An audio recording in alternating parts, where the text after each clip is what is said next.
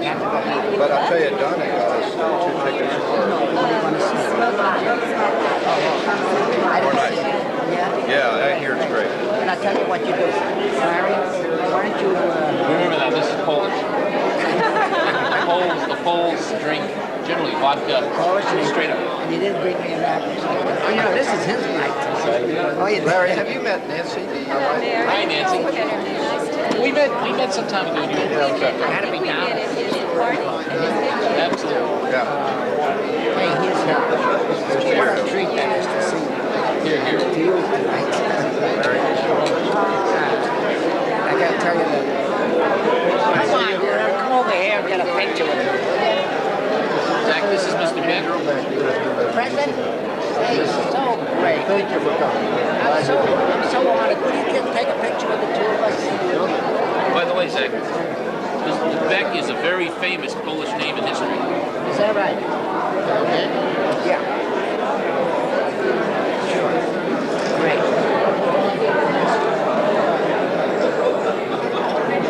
Oh, yeah. One thing, you know,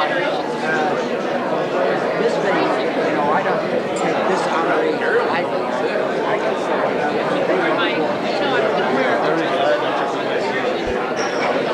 I came out from yeah, just about an hour, 15 minutes. It's a lovely place.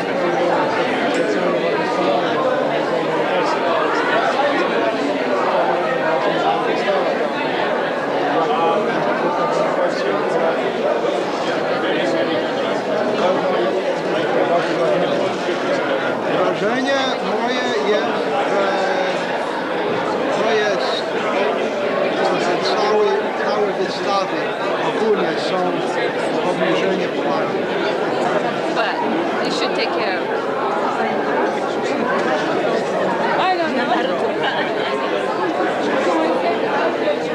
No, I agree with you. Going down.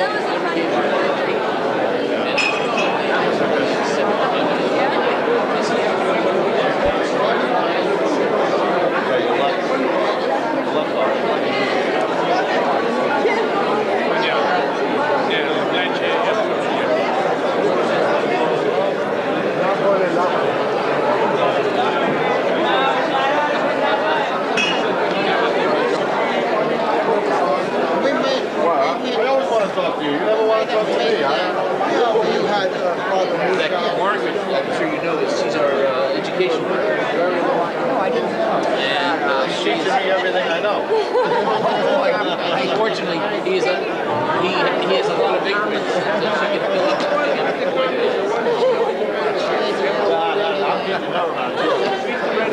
I got a welder and everything. Welded your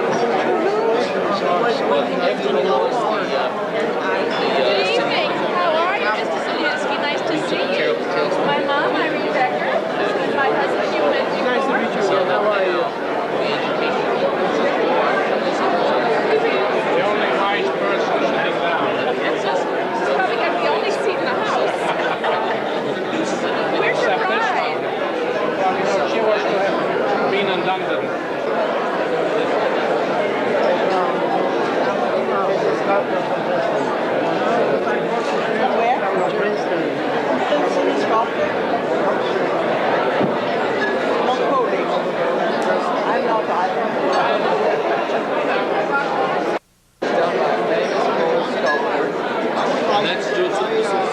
Joe. Joe P. We'll know more about him. I see.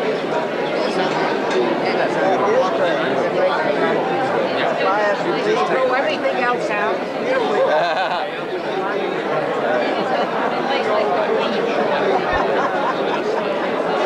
Isn't that great?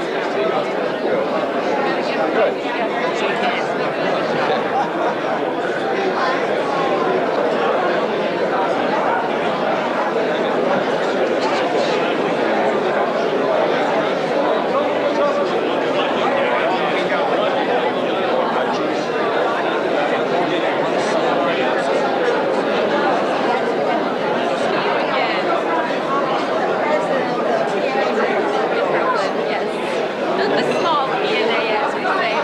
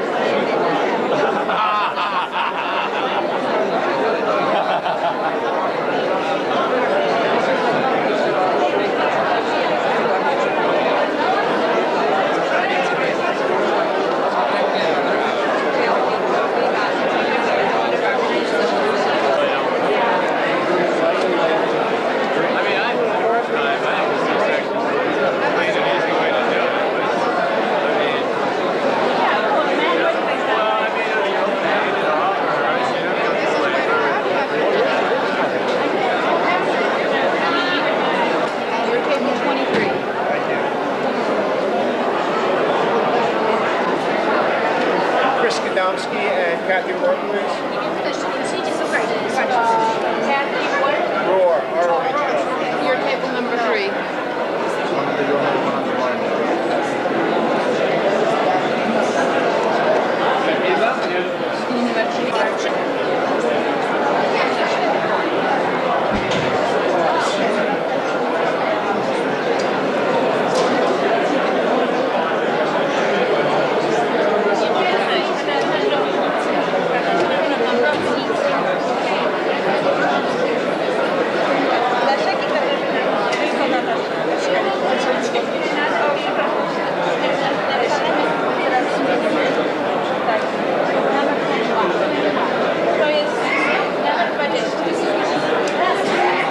Pardon me, but is there not somewhere like...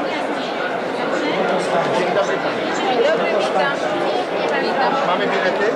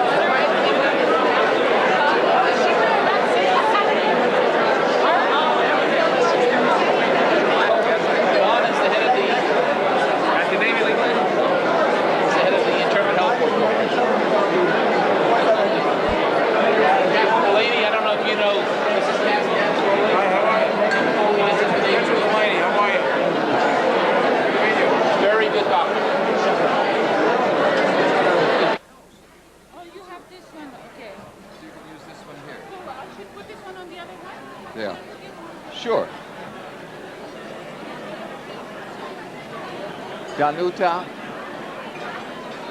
you be on my side to the right.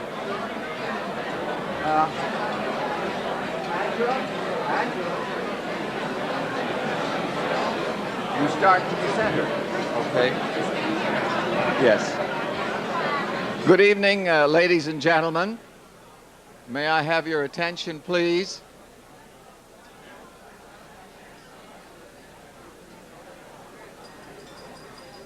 Ladies and gentlemen, we're starting about 15 minutes late, and I guess most of you know why. The traffic is terrible, it's hard to get a taxi, etc., etc. But start we must. I don't see Senator Brown yet. His plane was supposed to land at 6:15. It'll probably take him 2 hours to get to LaGuardia, but we expect him. He will be here. My name is Sigmund Bajak, and this is Mrs. Danuta Cisek, who is my co-chairman, and she will introduce our Mistress of Ceremonies, Danuta.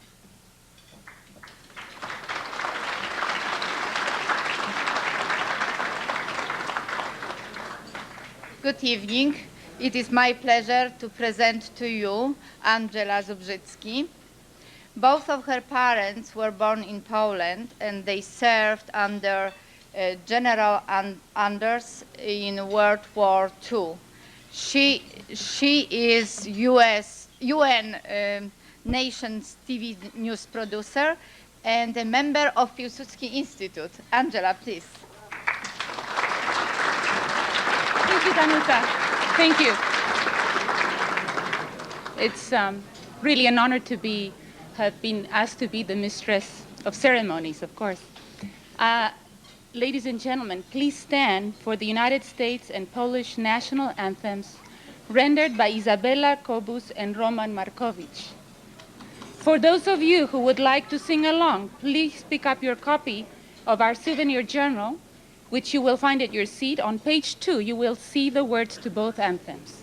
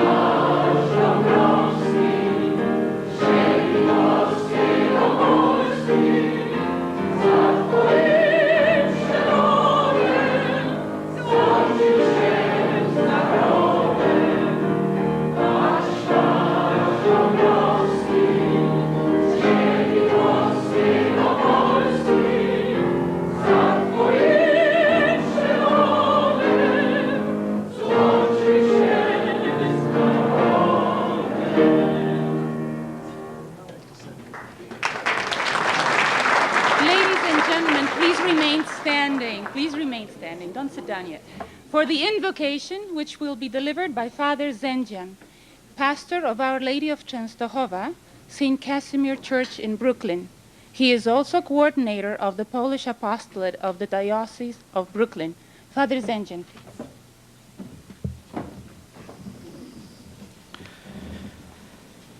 Dear God, we come before you this evening with praise and gratitude for the blessings bestowed upon your people, especially upon the people of Poland and the United States.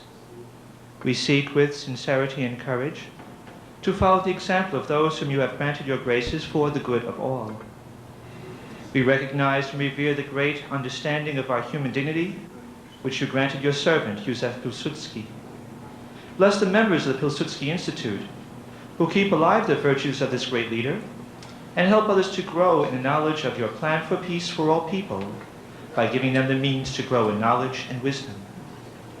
Bless those who will be honored tonight for their leadership in bringing peoples together, for their use of their musical gifts to uplift the human heart, for their love of historical truth so as to encourage pious fortitude in the face of adversity, for their search to understand the forces of your creation, and for their use of their artistic talents so that all might marvel at and rejoice in the wonders of your creation.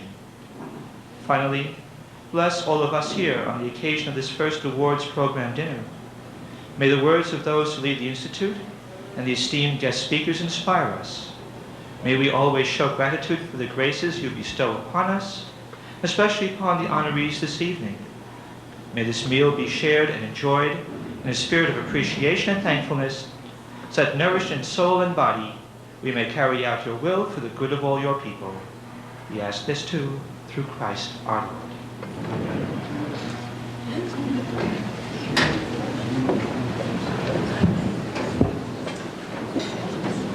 It is now my pleasure to introduce to you the president of the Piłsudski Institute, Mr. Andrew Ben.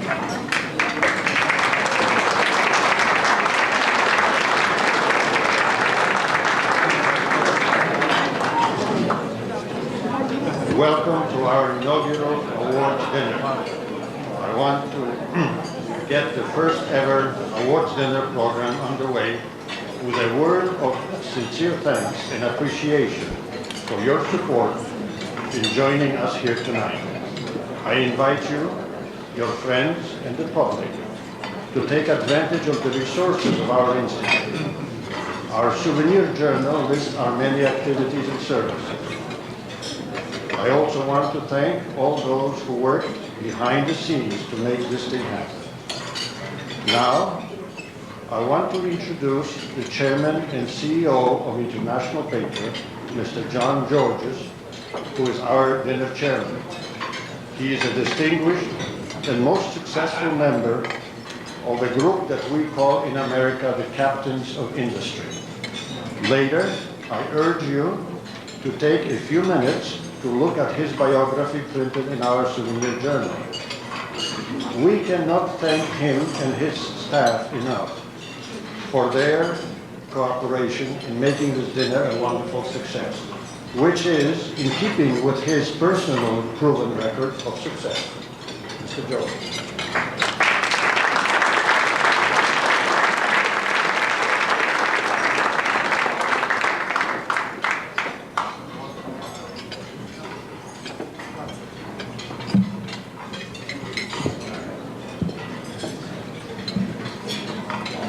I'll keep this reasonably short because I understand that all of you are getting hungry.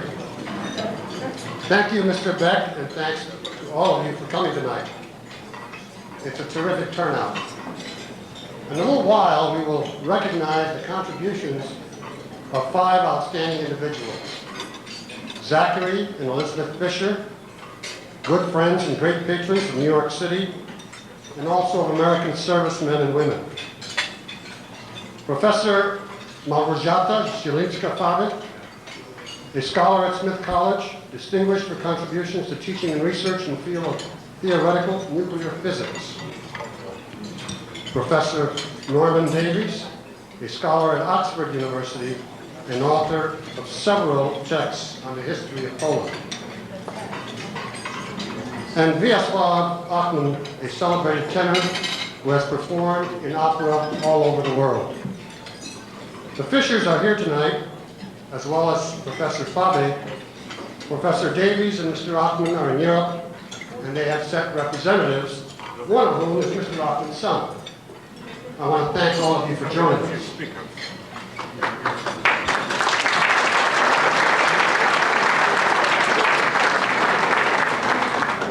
We come together tonight to honor the achievements of these outstanding people and to celebrate the bright prospects for Poland's continuing contributions to the world.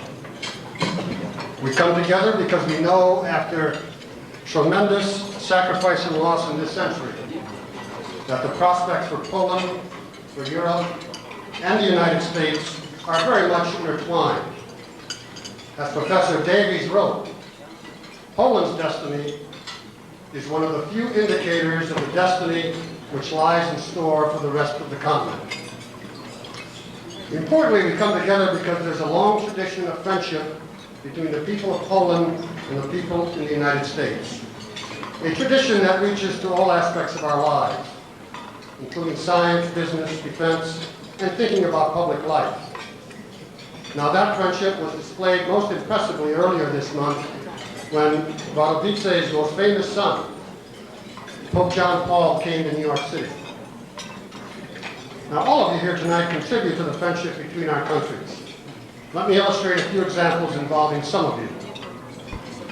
An example at the time of the American Revolution was George Kosciuszko, who befriended each other, he and George Washington. Kosciuszko helped construct the forts of defense of the Delaware River and designed the first fortifications at West Point. And today, cadets from the Polish military services come to the American military academies to study, thanks to United States scholarships. And all 4 of those cadets attending West Point are with us here tonight, and I want to welcome them.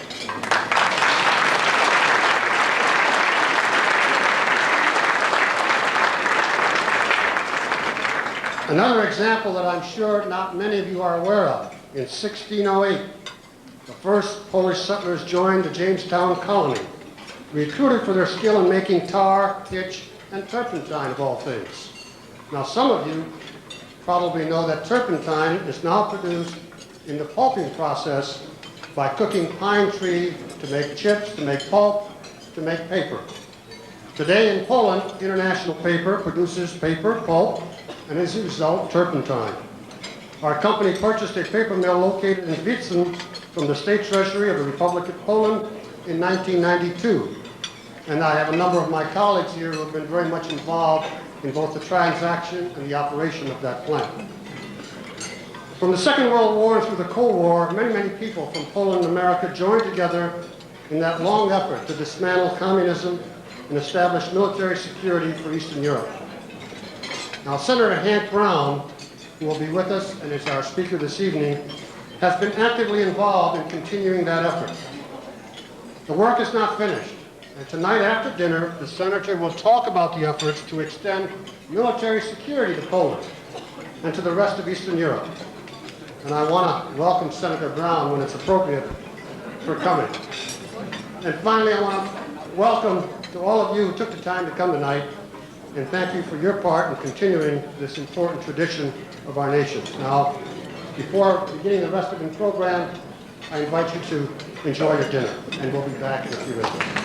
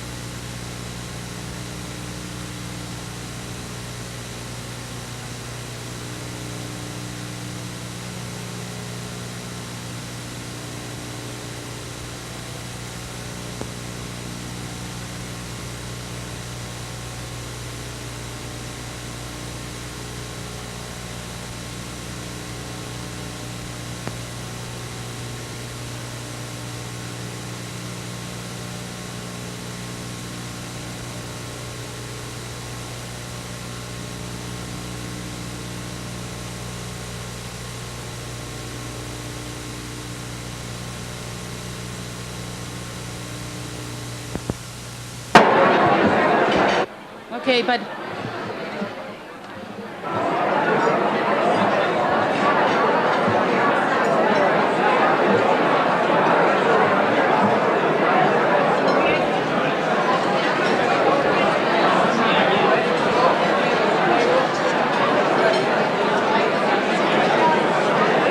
ladies and gentlemen, in addition to our honored guests who will be introduced,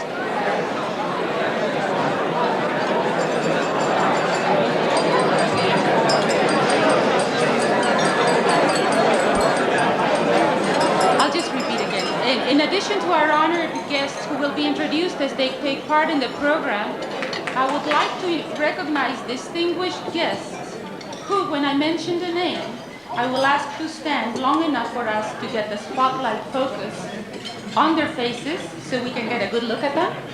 And dear friends, you can help us by withholding your applause until I have finished the introductions. Thank you. The Honorable Congresswoman Carolyn Maloney, who has a large Polish constituency in Brooklyn at table 5.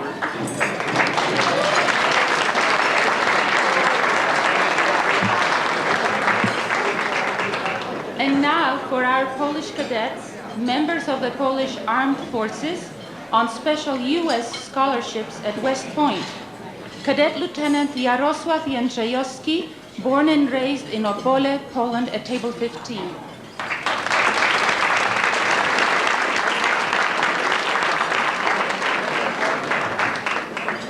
Hailing from Nidzice, Poland, Cadet Sergeant Piotr Jaskulski at table 19.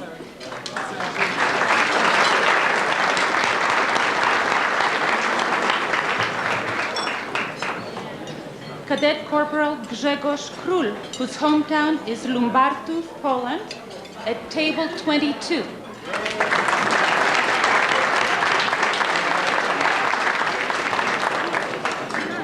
And Cadet Private Tomasz Kowalik, who comes from Gdańsk, Poland, at table 35.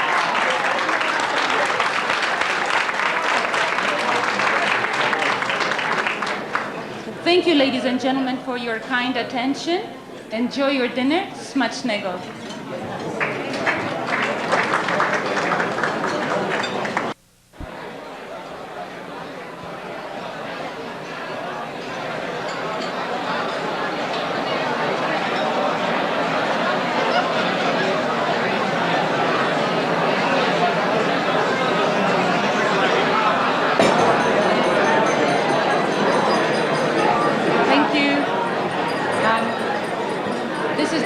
Interlude we have.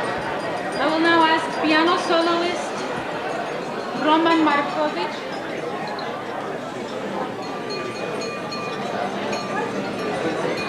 This is our music interlude of the evening. I will now ask piano soloist Roman Markovich to begin his Chopin piano recital. Mr. Markovich has a rich and distinguished career in music. His accomplishments are noted in the souvenir journal. Mr. Markovich will play 2 Chopin selections. First, a waltz in A-flat major, opus 34, number 3, and a polonaise in A-flat major, opus 53. Thank you.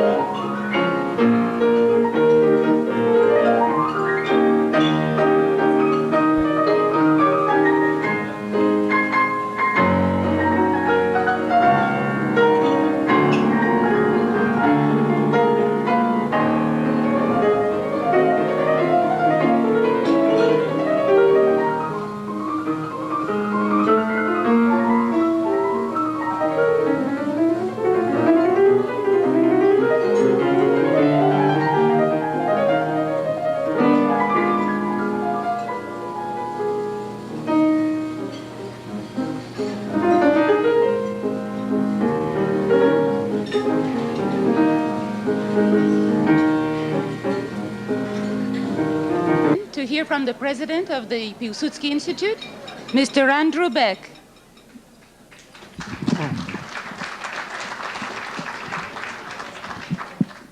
I invite to the podium Mr. Andrzej Jaroszyński, Chief of Mission of the Republic of Poland, who represents the Polish Ambassador Kuźmiński. Ambassador Kuźmiński cannot be with us here tonight because of the visit of the Premier of Poland to the United Nations. Thank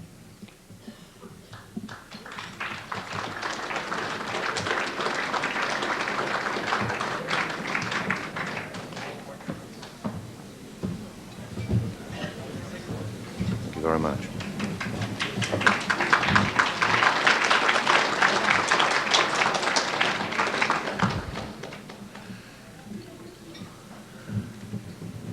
Honorable Senator Brown, distinguished guests, ladies and gentlemen, it gives me enormous privilege and honor to stand here in front of you on behalf of my ambassador, Mr. Jerzy Kuźmiński, who unfortunately cannot join us here because of Prime Minister's visit in the USA, which has just started. Prime Minister has just landed in New York City, and he will be participating in the UN celebration here in your beautiful city.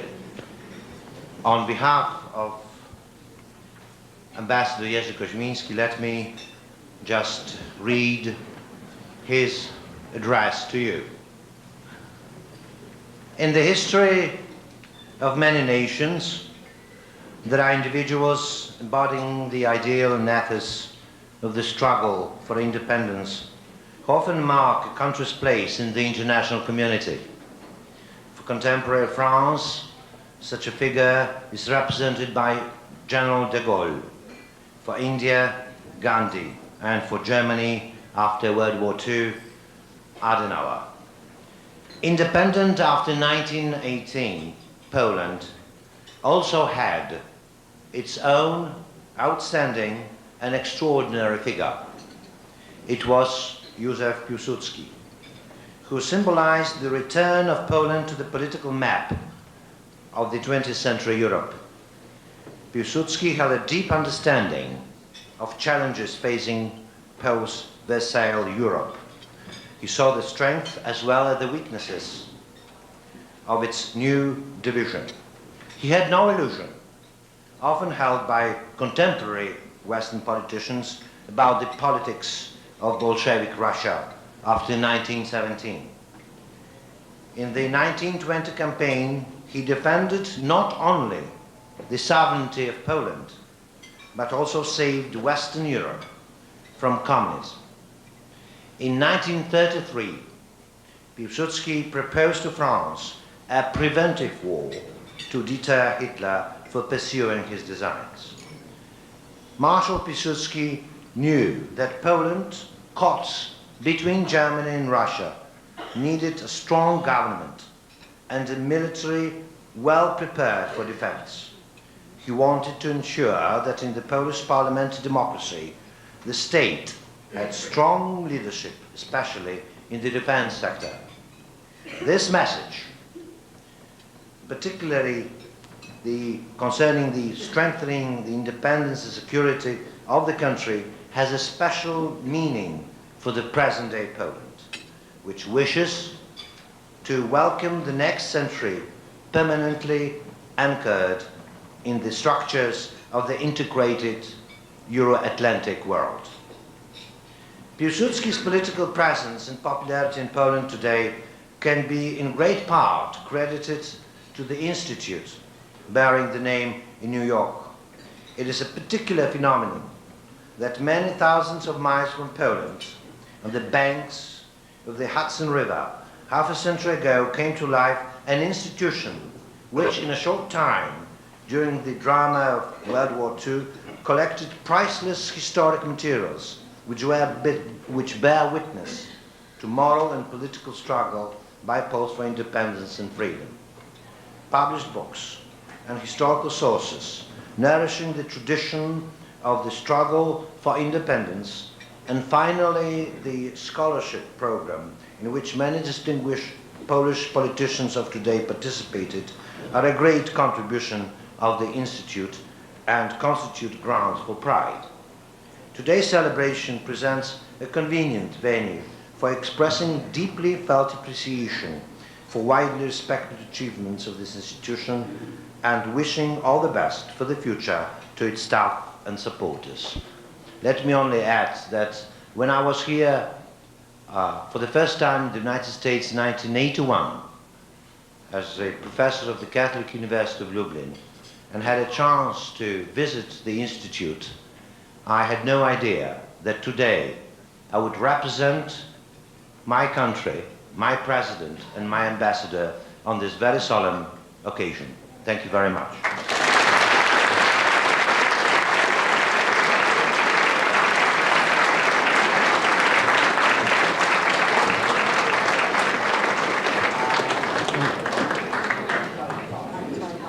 Thank you, Mr. Jaroszyński, and please thank the ambassador for this very interesting presentation.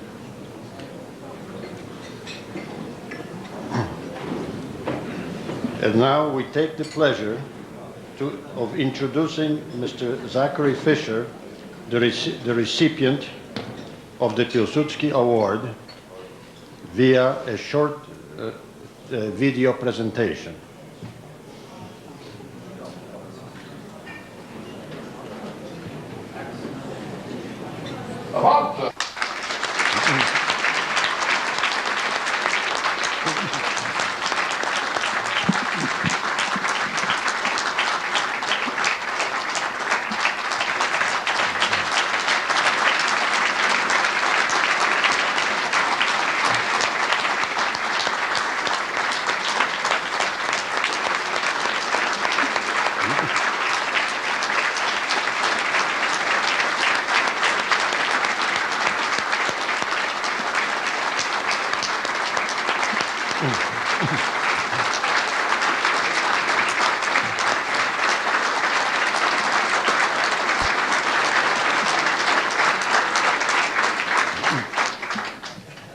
Could we have the citation, please?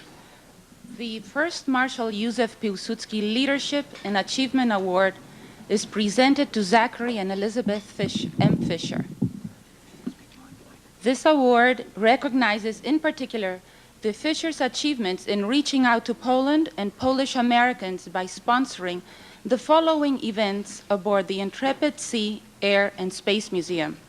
On September the 1st, 1989, the sponsorship of a special exhibit aboard Intrepid loaned from the Warsaw Military Museum in commemoration of the 50th anniversary of the Nazi invasion of Poland.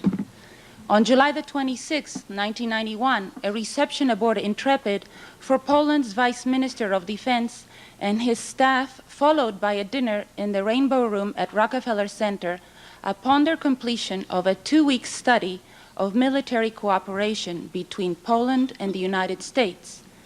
One of the fruits of this visit was the appointment of Polish Army cadets to 4-year study programs at the United States Army, Air Force, Navy, and Coast Guard academies. In 1993, a celebration in honor of the November 11th Polish Independence Day. On that day, the Intrepid accepted the gift of a Polish Air Force MiG-21 from the government of Poland in recognition of the museum's continuing efforts to nurture Polish-American relations. On September the 18th, 1994, Intrepid hosted a ceremony in commemoration of the August 1944 Warsaw Uprising. At this ceremony, awards were presented to American aviators who took part in the Warsaw Uprising air support missions. Mr. Fisher, please come to the podium.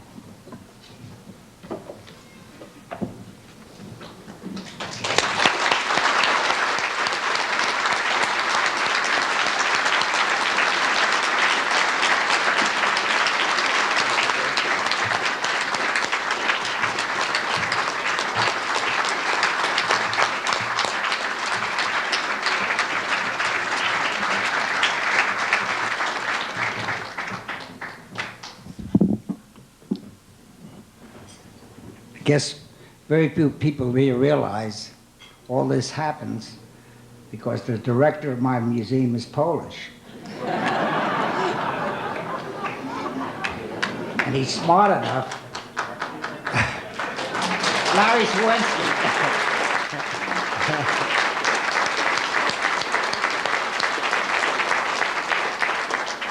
And all the jokes about the Polish are so silly because this man is so brilliant. He had a son about 2 years ago and he named it Zachary. Of course, he'll never be fired.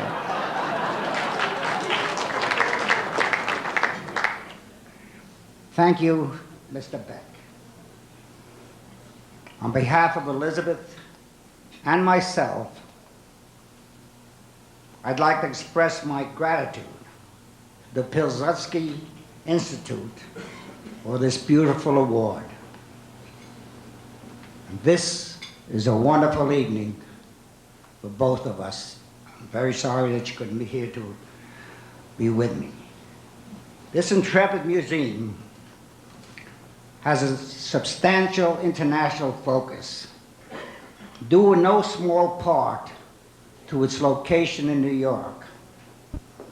It was your Ham Kagan, a friend and supporter of the museum, who initiated the negotiations with the government of Poland for the exhibition about the 50th anniversary of the beginning of World War II and all the projects which followed. Throughout history, Poland has always been an important strategic nation in Europe, and evidenced by her leadership role by the collapse of the Iron Curtain.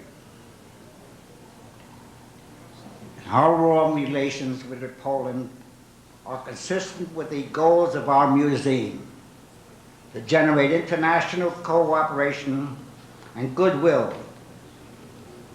And this epitomizes Intrepid's significant and relevant role in the preservation of international history. I am pleased to accept this award on behalf of Elizabeth and the Intrepid Museum. And thank you all for being here. It's an honor to receive this honor. Thank you again.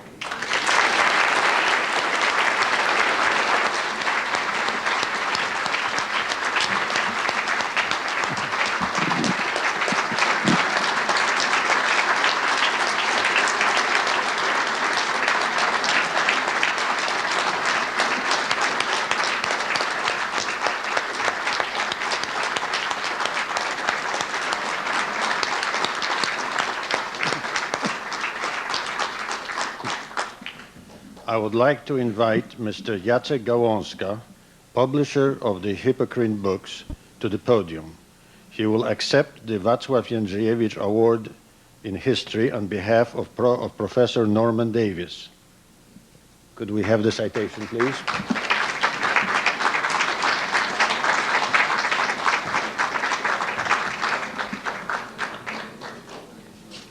Professor Jędrzejewicz held ministerial portfolios in the government of the Second Republic of Poland. He was a soldier, author, editor, and teacher. He was past president of the Piłsudski Institute, and among many other titles, published a 2-volume work entitled The Chronicles of Józef Piłsudski. The first Piłsudski Institute Jędrzejewicz History Award is presented to well-known historian Professor Norman Davies of Oxford University, who without question has written the best history of Poland in the English language in his 2 volumes of God's Playground, A History of Poland. In so doing, he has made an enormous contribution to the understanding of Poland and its people.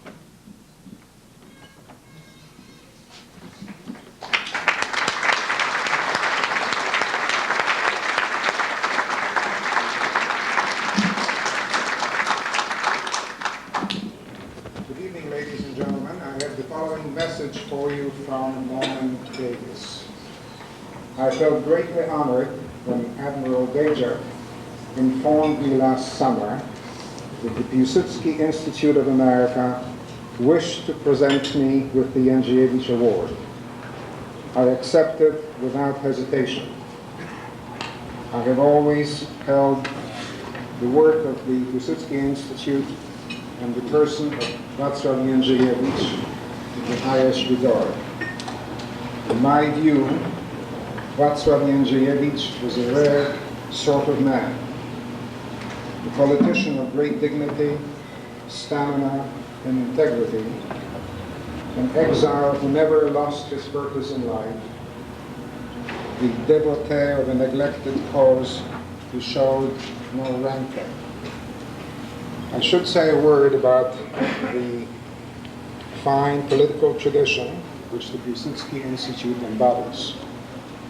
It is a tradition which is often misrepresented and which few people outside Polish circles appreciate. Yet it was and is the determined opponent of all those failings which Poland's critics wrongly characterize as somehow going with the territory.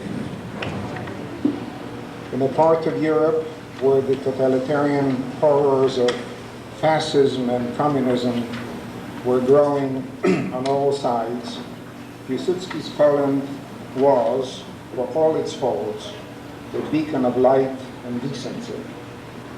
It is fair to say, I think, that the regime which the Marshal established in the interwar years did not live up completely to the ideals which he himself had set. He was honest enough to admit it and regret it. Even so, the ideals are there to be admired. The vision of a tolerant, democratic, and multinational country, guided by moral principles and respectful of all of its citizens, whatever their creed or ethnicity, was something from which all Poles could take genuine pride. This vision was not fully accepted by the nationalist wing of opinion in Poland and was forcibly suppressed during the decades when Poland was hijacked by the communists. Yet, despite the odds, it inspired many Poles to resist the evil of Hitler and Stalin with unparalleled courage. And this vision lived on in many Polish hearts through the long night of oppression. Even today, in a greatly changed Europe, it is not irrelevant to a nation seeking a new place and a new identity. Once again, I thank you for the honor you have done me. I salute you all. I wish you all a grand evening and look forward to meeting many of you when I come to New York in February. Servus and do zobaczenia.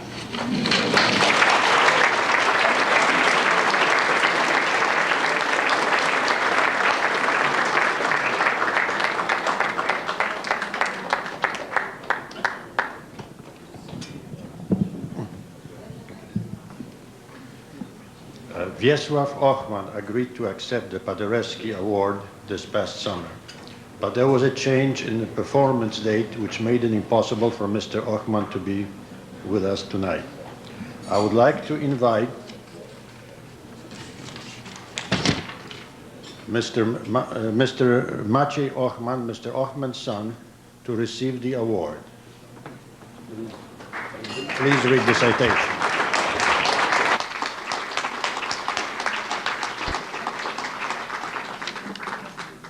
Ignacy Jan Paderewski's opera Lucia de Lammermoor at the Silesian Opera House. Later performances in Kraków included main roles in Bizet's The Pearl Fishers, von Flotov's Martha, Moniuszko's The Haunted Manor, and Verdi's La Traviata. After a year with the Kraków Opera, he was engaged by the Warsaw Grand Opera, where he performed in Faust, Tosca, Carmen, and in Moniuszko's Halka.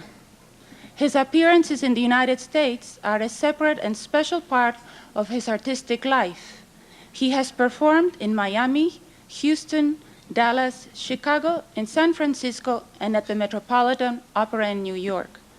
Presently, he is appearing at the Deutsche Oper in Berlin.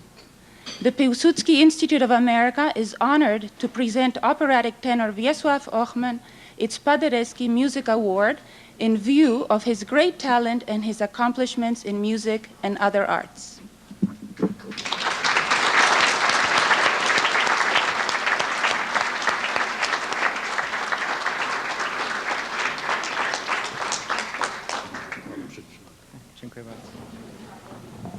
Good evening, ladies and gentlemen. My father, who unfortunately cannot attend tonight's magnificent ceremony, sent me a letter and asked me to read this to you on his behalf. And his letter begins with an anecdote. Slightly bored with the daily routine through the back alleys of Vienna, walks a violin player to attend yet another rehearsal. All of a sudden, a good witch appears before him. "Let me foretell you your future," she says, "because that's my task for today." "What kind of future can I still have?" laughs the player. With a smile, the good witch takes his hand and looks at his palm. "I have two messages for you," she says. "One is excellent, the other one is not so good. Which one would you like to hear first?" "Tell me the excellent one first," the player says.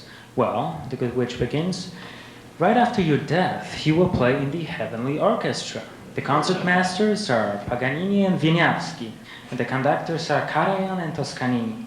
"That is truly an excellent message," exclaims the player happily.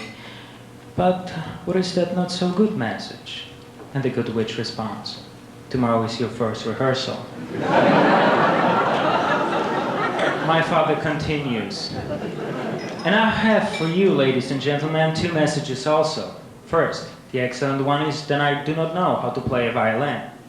Second, the not so good is that, unfortunately, I cannot greet you personally due to my opera performances in Europe. However, I hope my son Maciej will replace me successfully, unless he tries to sing an aria from Tosca, which I want. My dear friends, from the bottom of my heart, I would like to thank the Piłsudski Institute in America for awarding me the Ignacy Paderewski Music Medal. To me, it is a great recognition, all the more because it is connected with the name of one of the most magnificent artists of the 20th century. In my mind, music is, next to painting, the most universal means of influencing human imagination and sensibility. In New York, as well as in Warsaw, people who are listening to Beethoven's symphonies experience moments of enchantment. In my artistic endeavor, in addition to performing on the stages of the most prestigious operatic theaters and philharmonic halls, encounters with outstanding artists of our times and audiences from all over the world, these are the most rewarding experiences of all. Let me take you for a moment to Golden Prague in the Czech Republic. There, a few years ago, I had an honor of participating in the performance of Beethoven's Ninth Symphony under the direction of a genius, Leonard Bernstein. After many bows in front of the enthusiastic audience, Leonard Bernstein said to me, "You see, it is worth working hard for art because what you get in return is more than you can hope for. You get love and people's deepest appreciation." Dear ladies and gentlemen, continues my father, I make every effort possible to work even harder for art. I do not know if I'm fully successful. However, this award lets me believe that I'm on the right path. Thank you, and God bless.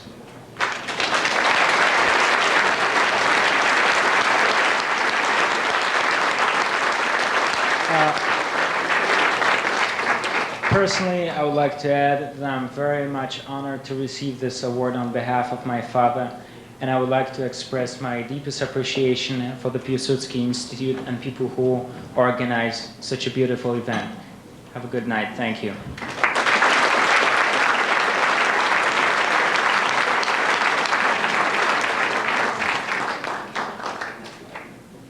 Will Professor Małgorzata Zielińska-Faber please come to the podium to receive the Madame Curie Science Award?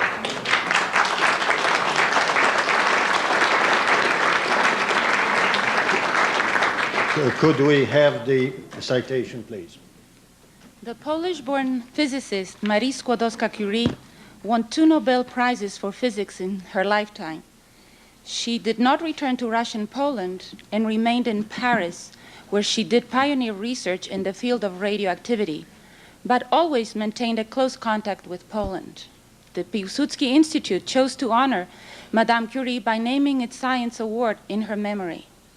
Professor Małgorzata Zielińska-Pfaby was the Institute's choice for the Curie Award because of her distinguished career in the field of theoretical nuclear physics. Professor Zielińska-Pfaby is the recipient of prestigious research fellowships and is a fellow in the American Physical Society. She was named Honored Professor of the Year at Smith College in 1995. Professor Pfaby has spent recent sabbaticals at the Heavy Ion Accelerator Institute in Caen, France, and the National University in Canberra, Australia. This evening, the Piłsudski Institute takes great pleasure in granting the Madame Marie Skłodowska-Curie Award to Małgorzata Zielińska-Pfaby.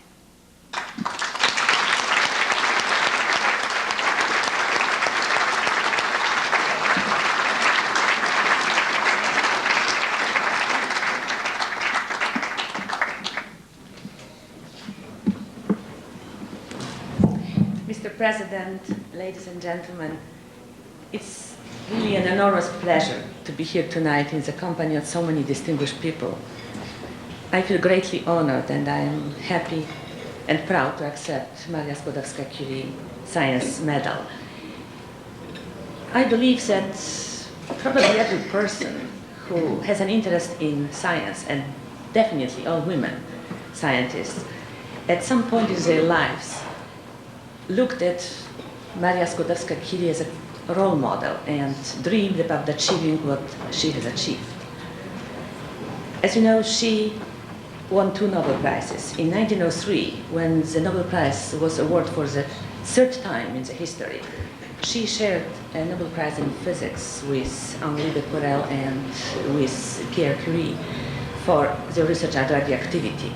As a matter of fact, Maria Skłodowska-Curie gave radioactivity its name. Till now, there are only 9 women who got Nobel Prize, and only 1 who got it twice. She got it for the 2nd time alone for the discovery of radium and polonium in 1911. Maria Skłodowska-Curie was a nuclear physicist, or nuclear chemist. She actually put foundations to nuclear physics, and it's a great pleasure to be a nuclear physicist because in my everyday work I feel that I am somehow continuing the work that she so gloriously started. As you know, I got my education in Poland, but I work in the United States. And I am proud of my Polish education, and I'm also proud of being able to be a member of American scientific community. Now, Mr. Othman brought an anecdote here, so let me tell you one of my first stories from one of the first years of teaching at Smith College. So I went to class, and after my class, a student came to me and said, "Oh, Mrs. Pfaby, I just loved listening to you." And I was very proud, and I said to her, "Why so?" And she said, "Oh, you have this wonderful accent." And I said, "Oh." And then she said, "Well, you know, all other professors have this boring American accent, and you are just different." And I was very proud, but unfortunately, I didn't learn my lesson at that point. I said to her, "Well, do you care what I'm talking about?" And she said, "Not really."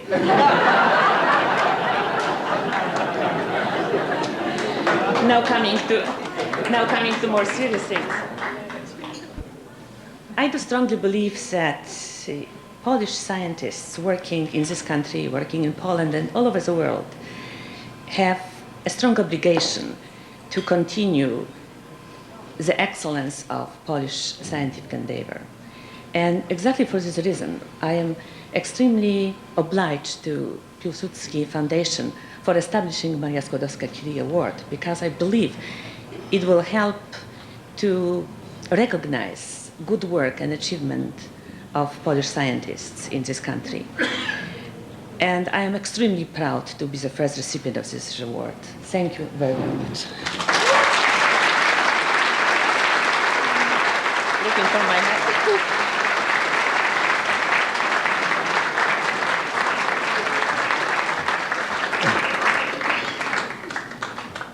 We will now hear from a United States Senator who, without a significant Polish constituency, has been a leader in the United States Senate in sponsoring and supporting legislations on behalf of the Republic of Poland.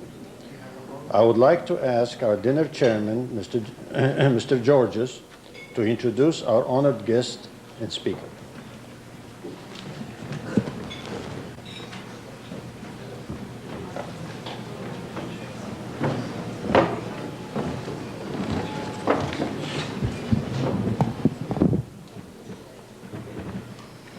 Leadership, courage, commitment, and service characterized the career of Hank Brown.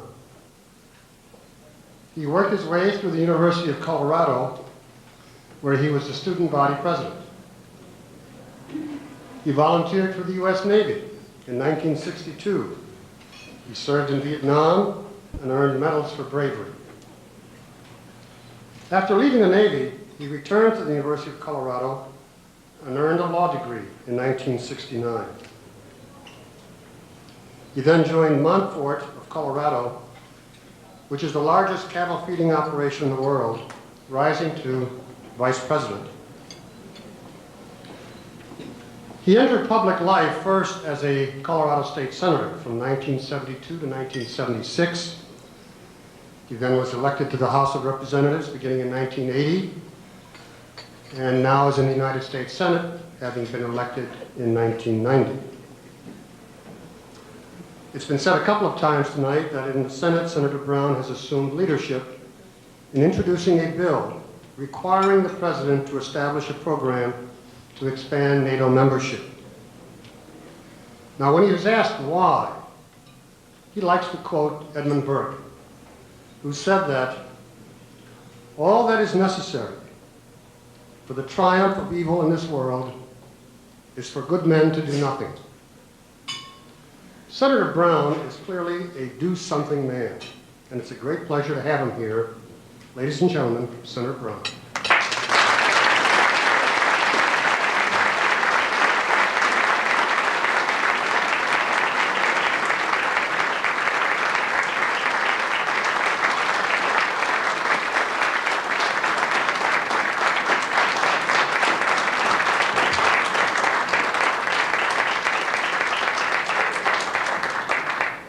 Dear friends, thank you for the privilege of joining you tonight. There was a time earlier this evening where I thought I might not have that opportunity. The plane was circled New York for about an hour and a half, and we were afraid that the plane would be diverted to another location. When finally the fog cleared and we had a chance to come in. And I confess I rushed from the airport doing a first thing that I have ever done in my life in New York, and I've been here a number of times, but I have never really changed clothes in a taxi cab. You can't imagine how much I hope that the pants are on in the correct manner, that the cummerbund is really straight and forward instead of back. It also reminded me of the first time I ran for the Senate. I'd served in the House for 10 years, but the Senate campaign was clearly a much tougher enterprise, and it encompassed much more of the state. And at one point I had got myself scheduled starting at 6 in the morning till about midnight, and my 6 o'clock meeting was a breakfast in a town called Lamar, Colorado. And then I had a 9 o'clock interview on a fairly good-sized radio station for Colorado in La Junta. And for those of you who may not been there before, La Junta is about an hour's drive west of Lamar. And as we finished the breakfast, we rushed out. I thought I'd turn on the radio station to find out what the talk show was like that preceded my interview. And lo and behold, the talk show host was a Democratic county commissioner who has since become a very good friend. He was not a particularly good friend then, And he was running the talk show host, and he was saying, I wonder where that Hank Brown is. He was supposed to be here at 8 o'clock, just didn't show up. It was about 8:15 by then. And apparently we'd gotten our times mixed up, or he'd gotten the times mixed up. At any rate, here he was on the radio talking about how it was a no-show. He said, I don't blame him. If I had a voting record like Hank Brown, I wouldn't show up either. Well, it really went downhill from there, and needless to say, we sped up a little bit. As a matter of fact, we sped up quite a bit. And as I came into La Junta, there is the radio station's on the outside of town. There's a big marquee where it's at, and we turned in there, and I literally slammed on the brakes and jumped out of the car and ran to the radio station, thinking I would get in there and get into the control room as fast as I could and quiet him down. And I didn't have my coat on. I carried my coat. And instead of knocking at the front door, you would normally want to, I kind of burst in, and it was a strange radio station because there was no receptionist or even a desk. There was some couch and a couple chairs, and so I did what Republicans sometimes do when they're in doubt. I turned to the right and went into the first door on the right, and without knocking. And expecting to enter a control room, I found myself face to face with a rather attractive middle-aged woman who was in her nightgown, and I had barged into her bedroom. And I, for the life of me, could not think of anything appropriate to say. She was quite composed, I thought, under the circumstances. I did put my coat on. I had it, and I put it on, and she put on a robe, and I backed out of her bedroom, and she looked at me, and she said, I'll bet you're looking for the radio station, aren't you? I nodded, and she said, they moved a couple weeks ago, and if you just go down to the light, turn right, they're in the Kit Carson Hotel. For those of you who are ever on that talk show in La Junta, I recommend that you go downtown first. By this time, I backed up to her front door, and I thought, I have to say something. I finally stumbled out, how sorry I was, and apologized, and she said, oh, don't worry about it. She said, I understand. I said, by the way, my name's Gary Hart, and I'm running for the U.S. Senate.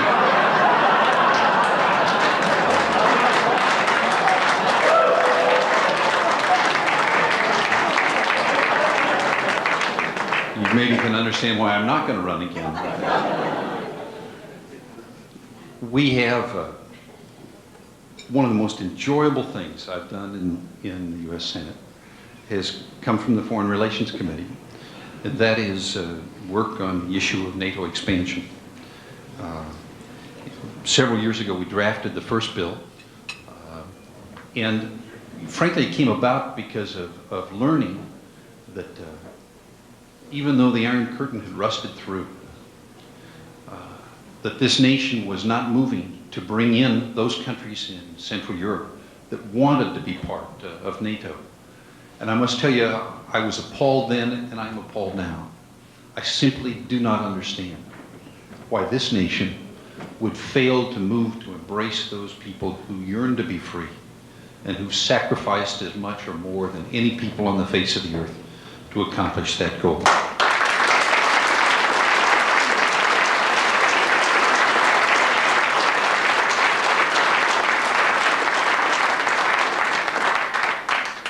That bill eventually passed on the floor. It was killed in a conference committee with the House. And so we passed it a second time, and it was killed. And we passed it a third time, and it was killed. And so we passed it a fourth time. And thanks to many of you who came and worked on that bill and lobbied conferees, it finally was adopted. And this year we decided we would follow up again with the second bill. The second bill, because what had happened to the opposition is they had changed their tune. Instead of outright opposing the expansion of NATO to include Poland, the opposition began to say, well, yes, of course we favor the expansion of NATO and the inclusion of Poland. It's not a question of whether they join NATO, it's a question of when, and we want to be very careful about when. I must tell you, I consider that an even greater danger than outright opposition. Consider, if you would, for a moment, what this nation did at the end of World War II. Concerned about the future of free men and women around the world, this nation did an extraordinary thing, and we did three things, really. We extended our arm of protection for free people who wanted to remain free, and we signed alliances, and that's where NATO came from. When Western Europe was down and out and had been devastated by the war, the United States extended not an umbrella of protection, but an arm and a comradeship of protection. We offered an aid program for economies that had been devastated. And lastly, and perhaps most importantly of all, we opened our markets to their products and goods and urged them to sell to the United States and begin to earn their way back into a strong and vibrant economy. All three of those things played a part in the recovery of Europe, along with their hard work and their commitment to improve their countries. I mention that because I think sometimes we forget it. We forget what happens when someone who loves freedom and who's been devastated and needs help. We forget what this country has done in the past, and yes, what they can still do. Think for a minute what's happened to the countries of Central Europe. That Iron Curtain finally rusted through, and in no small part to the efforts of the United States, and also in no small part to the heroic efforts of the people who had been enslaved by Marxism. They never gave up. They never gave up the spirit and the independence and the yearning for freedom. And when that wall came down, what did Western Europe do to the countries of Central Europe? Did they extend the arm of protection and friendship through NATO membership? No. Did they open their markets as we had done for them? No. Some will say, well, you have associate memberships that may lead someday to membership in NATO or membership in the common market. That's not the same, and we all know it. There is nothing that would move the economies of Central Europe more quickly, more rapidly towards prosperity than having access to the markets of the Central European countries. There was no massive aid program as well. The three initiatives that America had done for Western Europe failed to do for Central Europe when their time came. And I think it's time the United States remind them that they have a debt, not to the United States, but a debt to free people.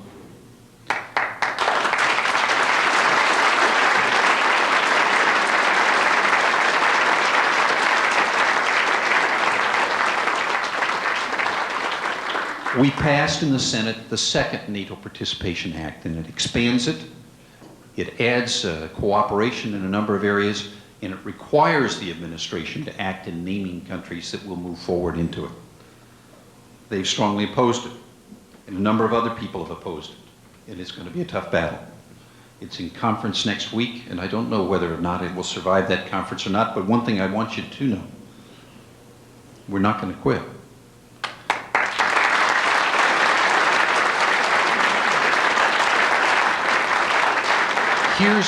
Here's what conscientious people are saying.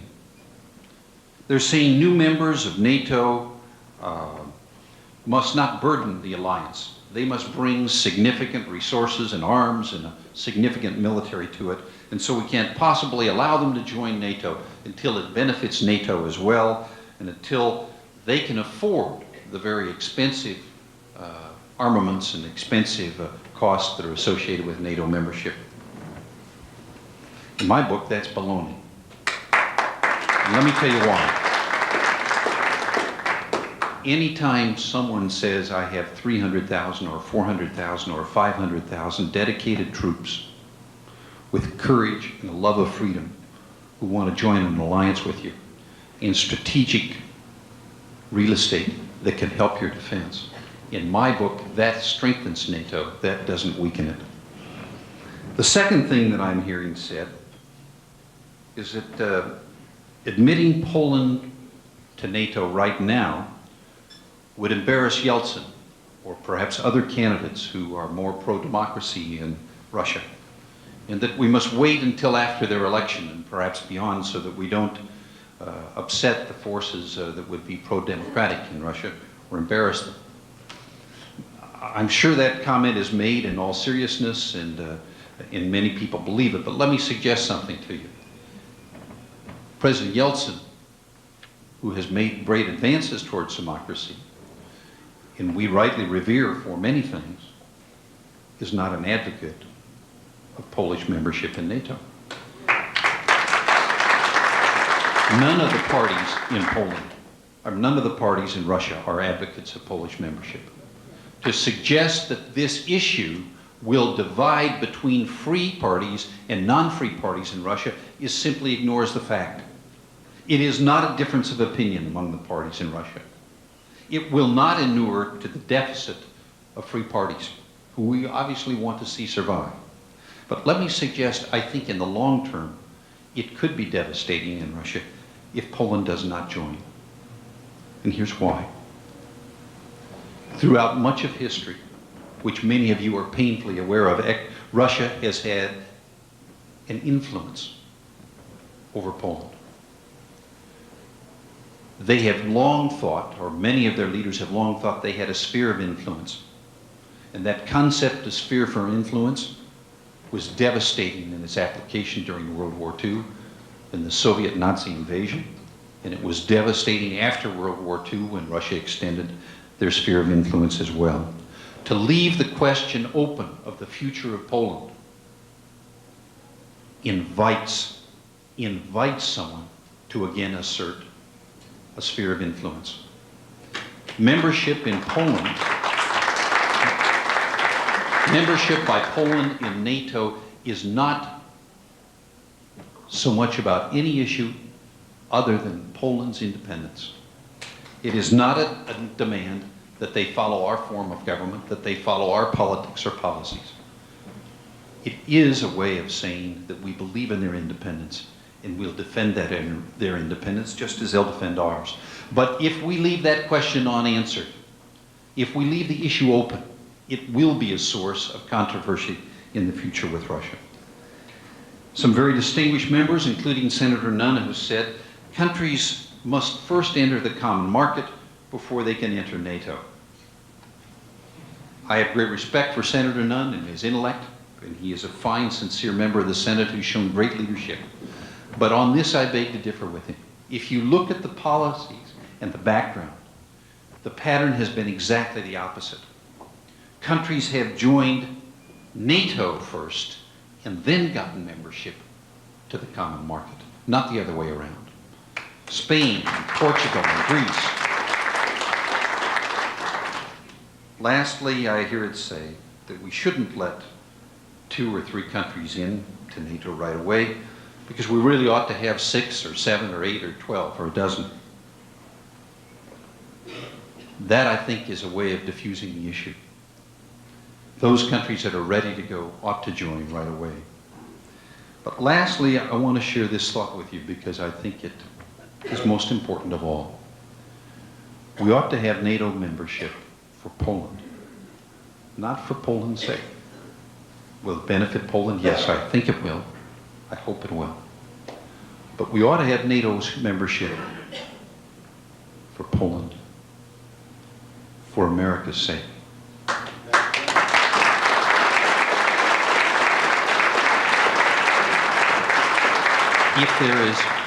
If there is one attribute Americans have, it is the kind of people we are and that we can be. And if the day ever comes in America where someone yearns to be free and we refuse to extend a helping hand, we will have damaged this country and we will have turned our back on the essence of what made America so great.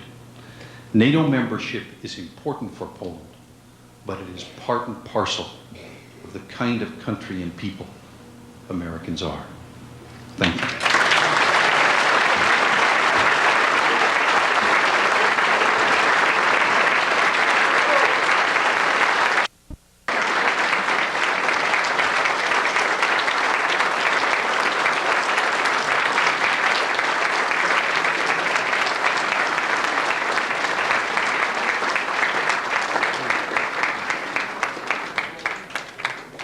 Thank you very much for your remarks, Senator. Some of us heard you last year at the 50th anniversary of the Polish-American Congress in Buffalo, but you were greater tonight.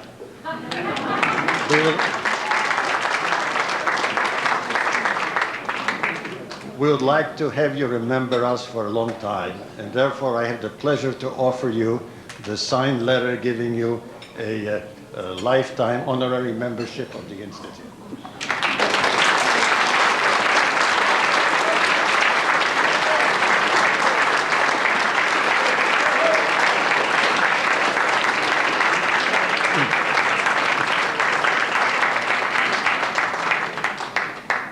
And now it is time for me to ask our Mistress of Ceremony to come to the center podium.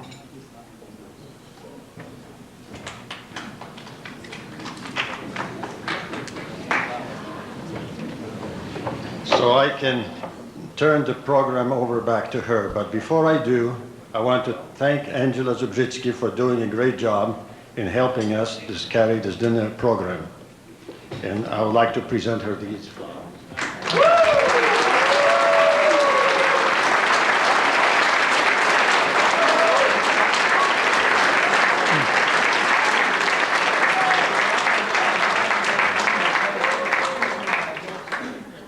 I also want to once again thank our dinner chairman, Mr. Georges, for his support in making this dinner possible.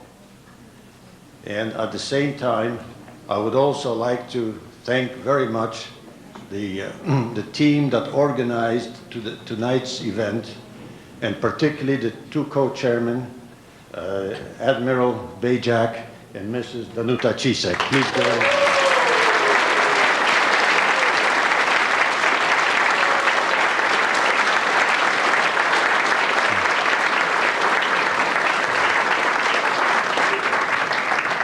Many thanks for a job well done.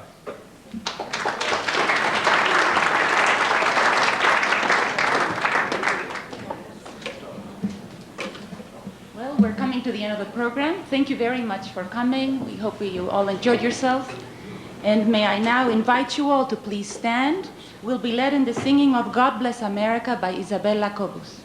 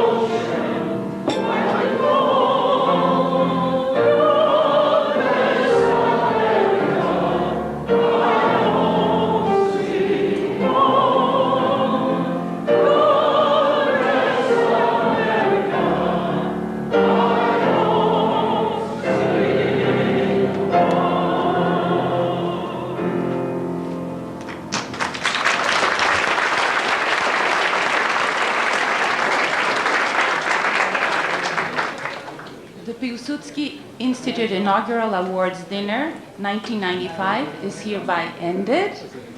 We bid you good night, dobranoc, and have a safe trip back home. Good night, and thank you for coming.